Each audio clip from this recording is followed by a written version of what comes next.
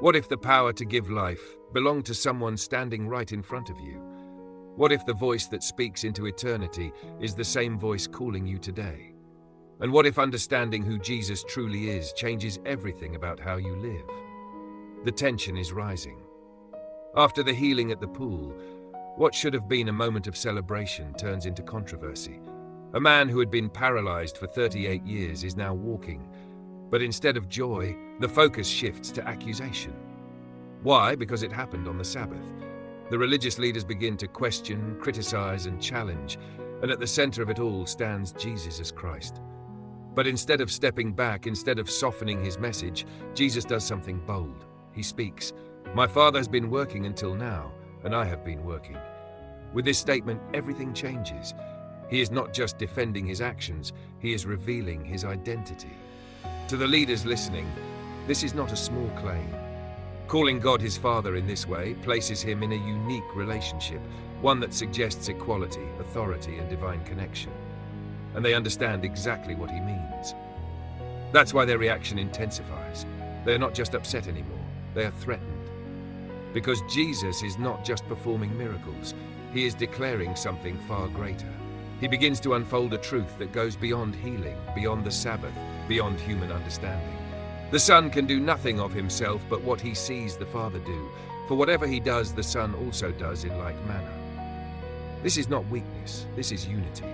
Jesus is revealing a perfect alignment with the Father, not acting independently, not pursuing his own agenda, but moving in complete harmony with God. Every action, every word, every miracle flows from that connection. And then he goes deeper. For the Father loves the Son and shows him all things that he himself does. This is not just authority, it is relationship, love, intimacy, transparency. Everything the Father does, the Son knows. Everything the Father reveals, the Son carries out. And what follows is even more powerful. As the Father raises the dead and gives life to them, even so the Son gives life to whom he will. This is no longer about physical healing. This is about life itself. The kind of life that goes beyond the body. The kind of life that reaches into eternity. Jesus is claiming the authority to give life, not just restore it, not just improve it, but give it and give it. And he continues, for the Father judges no one, but has committed all judgment to the Son. Now the picture becomes even clearer.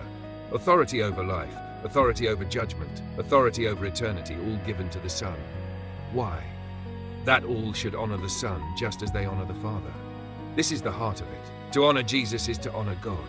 To reject Jesus is to reject God. There is no separation, no middle ground. This is a direct, powerful statement about who he is. And then comes one of the most profound declarations. He who hears my word and believes in him who sent me has everlasting life and shall not come into judgment but has passed from death into life. Notice the words carefully, not will have, has. This is present, immediate. A shift that happens the moment belief takes root. From death to life, from separation to connection, from judgment to grace. This is not just a future promise, it is a present reality. Jesus is offering something that changes not only eternity, but the way we live right now. The hour is coming, and now is, when the dead will hear the voice of the Son of God, and those who hear will live.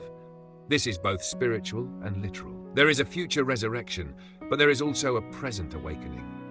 People who are spiritually distant, disconnected, lost, hearing his voice and coming alive. Because his voice carries life. Because his words awaken something deeper than the physical. For as the Father has life in himself, so he has granted the Son to have life in himself. This is a statement of divine nature.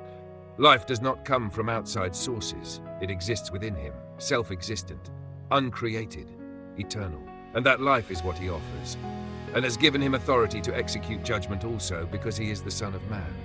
This title, Son of Man, connects him to humanity. He is not distant from human experience. He understands it, he has lived it, and yet he carries divine authority, both fully connected to God and fully present with humanity. This makes him the perfect judge, not harsh, not detached, but just, true, and fully aware. Do not marvel at this, for the hour is coming in which all who are in the graves will hear his voice and come forth. There is a day when every life will respond to that voice, not just some, all. Those who have done good to the resurrection of life, those who have done evil to the resurrection of judgment. This is not meant to create fear, but awareness. Life is not random. Choices matter, truth matters, response matters, and at the center of it all is Jesus. I can of myself do nothing. As I hear, I judge, and my judgment is righteous, because I do not seek my own will, but the will of the Father who sent me. Again, he returns to unity. Everything he does flows from the Father. Everything he says reflects the Father. Everything he is reveals the Father. This is the authority of the Son. Not independent power, but perfect alignment. Not self-driven control, but divine purpose. This moment, recorded in the Gospel of John chapter 5, is not just a response to criticism. It is a revelation of identity, a declaration of truth, an invitation to understand who Jesus truly is. Because everything depends on that understanding.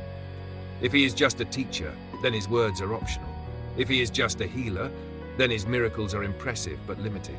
But if he is who he says he is, the one who gives life, the one who holds authority, the one who judges, the one who stands in perfect unity with the Father, then everything changes. Because then his words are not just suggestions, they are truth. His voice is not just sound, it is life. And his invitation is not just an option, it is the way. The question is not whether he has authority, the question is whether we recognize it, whether we listen, whether we believe. Because belief is not just agreement, it is trust, it is surrender, it is choosing to align our lives with what he has revealed. He who hears my word and believes, it starts there. Hearing, not just with ears, but with attention, with openness, with willingness, and then believing. Not just in mind, but in heart, allowing that truth to shape how we live. Because when that happens, something shifts from death to life, from confusion to clarity, from fear to purpose. This is not about religion, it is about relationship. Not about rules, but about truth. Not about control, but about life. Jesus is not just explaining theology, he is revealing reality. A reality where God is not distant, where life is not empty, where purpose is not hidden, where eternity is not uncertain, because it is all found in him. And the voice that spoke then still speaks now. Calling, inviting, awakening. The question remains the same. Will we hear? Will we believe? Will we respond?